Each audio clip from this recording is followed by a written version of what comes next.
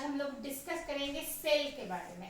Cell तो आप लोग ऐसे भी सुनते होंगे, बहुत तरह के सेल्स होते हैं हमारे बॉडी में, ठीक है। तो सेल जो है ना वो क्या है, बेसिक यूनिट ऑफ लाइफ है, मतलब सबसे छोटी इकाई जो है ना वो हमारे बॉडी में सेल की है, मतलब सेल है। और सेल अपने आप में एक कंप्लीट स्ट्रक्चर है, क्योंकि इसके अंदर बहुत सारे जो ऑर्गेनल्स हैं वो पाए जाते हैं, ठीक है।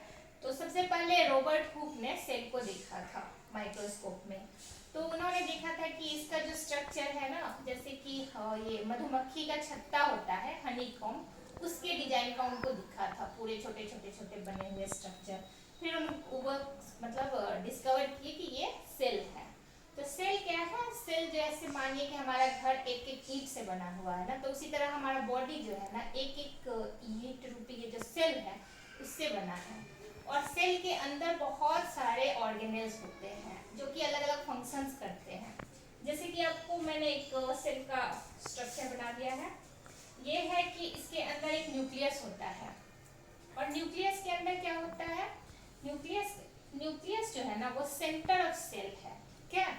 तो न्यूक्लियस अगर प्रेजेंट है ना तो इस बेसिस पे सेल का मतलब दो टाइप हो जाता है, eukaryotic cell and prokaryotic cell. Prokaryotes में बैक्टीरिया वगैरह आते हैं, क्योंकि उनका जो है ना ट्रू न्यूक्लियस प्रेजेंट नहीं होता है। ट्रू न्यूक्लियस हम ह्यूमन स्पीन में प्रेजेंट होता है, क्यों, क्योंकि ये न्यूक्लियर मेम्ब्रेन होता है, उसके अंदर हमारा जो क्रोमोसोम है ना, क्रोमोसोम क्या है, क्रोमोसोम वही है जो जिसपे जेनेटिक मटेरियल हमारा डीएनए रहता है, ठीक है। तो डीएनए जो है वो क्या है, हमारे बॉडी का सॉफ्टवेयर है, ब्लूप्रिंट है। एक ऑर्गेनिज्म कैसा होगा, कैसा उसका प्रॉपर्टीज होगा, वो डिफाइन करता है ये डीएनए। तो जैसे कि आप जानते हैं कि कंप्यूटर का सॉफ्टवेयर है, उसकी प्रोग्रामिंग है, उसी तरह हमारे बॉडी की प्रोग्रामिंग है। तो वो प्रोग्रामिंग किसके अंदर है, तो ये हमारा जो डीएनए है उसके अंदर है। तो ये डीएनए बहुत इंपॉर्टेंट रोल निभाता है। और मैं एक बार बताऊंगी कि सेल डिवीजन कैसे होता है, एक सेल से दूसरे सेल कैसे बनते हैं, कैसे ये न्यूक्लियस डिवाइड करता है, फिर ये जेनेटिक मटेरियल हाफ हाफ होके फिर नए सेल में ट्रांसफर होता है, वो बाद के लेक्चर में बताऊंगी। पर इतना आप जान लीजिए कि न्यूक्लियस, ट्रू न्यूक्लियस जो होता है ना उसका मेम्ब्रेन बाउंड होता है, तो वो ट्रू न्यूक्लियस हुआ, जो कि यूकैरियोट्स में होता है, प्लांट्स में होता है, ह्यूमंस में होता है, और जो मैमल्स जो है ना वो सब यूकैरियोट्स है। क्यों, क्योंकि उनके पास ट्रू न्यूक्लियस है।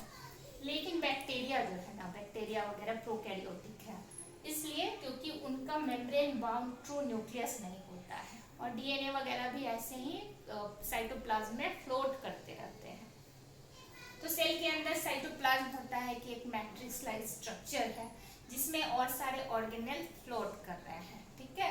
तो उसमें राइबोसोम भी होता है। तो राइबोसोम भी अलग अलग टाइप के होते हैं, प्रोकैरियोट्स में अलग होते हैं और यूकैरियोट्स में अलग होते हैं।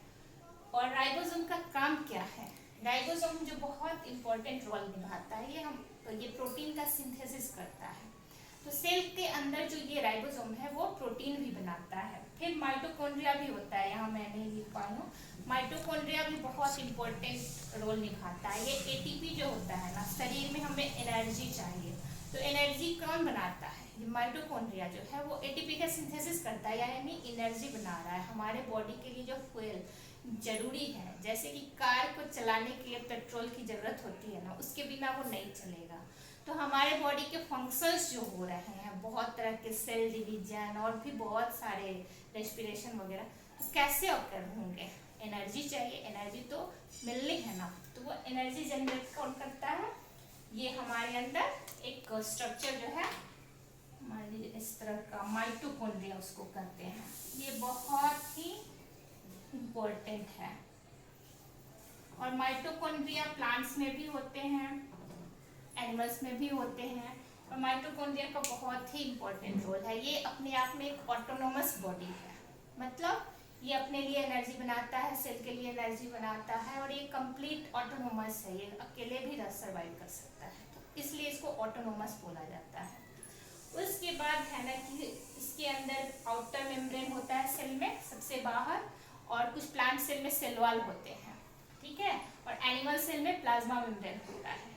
उसके बाद इनर सेल, इनर मेम्ब्रेन है, उसके बाद अंदर में बहुत सारे स्ट्रक्चर है, सिस्टर्ने होता है, एक लाइसोसोम होता है। तो लाइसोसोम जो है ना वो बहुत इंपॉर्टेंट ऑर्गेनेल है। इसको क्या करते हैं, सुसाइडल बैग करते हैं बॉडी के। क्यों? क्योंकि जो भी वेस्ट प्रोडक्ट है और भी कुछ कुछ हार्मफुल जो है उसको वो डाइजेस्ट कर जाता है, इनगल्फ कर जाता है, उसको निकाल देता है। तो इसलिए लाइसोसोम को बोलते हैं सुसाइडल बैग। ओके।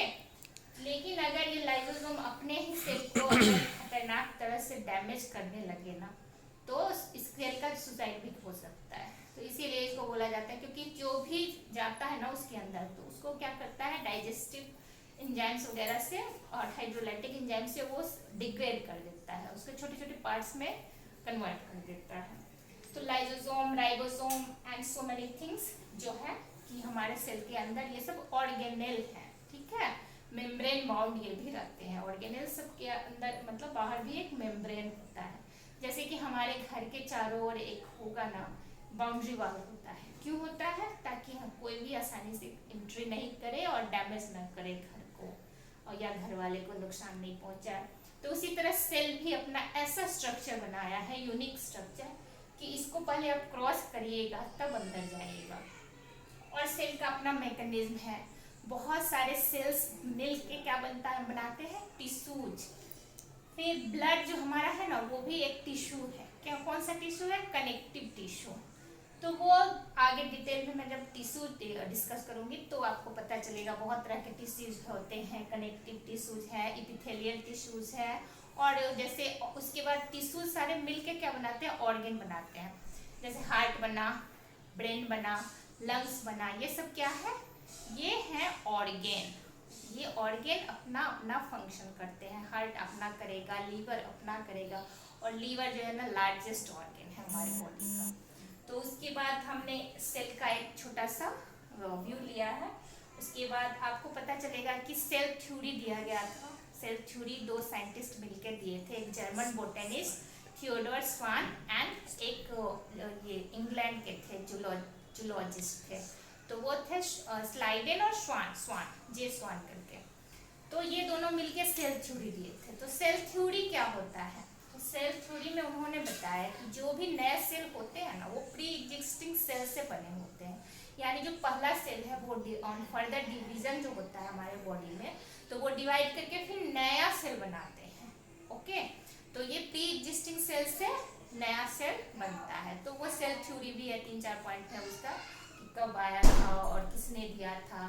ठीक है, तो ये आप लोग समझ लीजिए कि सेल होता क्या है। और हमारे बॉडी में जो है ना ये रेड ब्लड सेल, वो भी क्या है, आरबीसी, वो भी एक सेल ही है, वो सिंगल सेल है।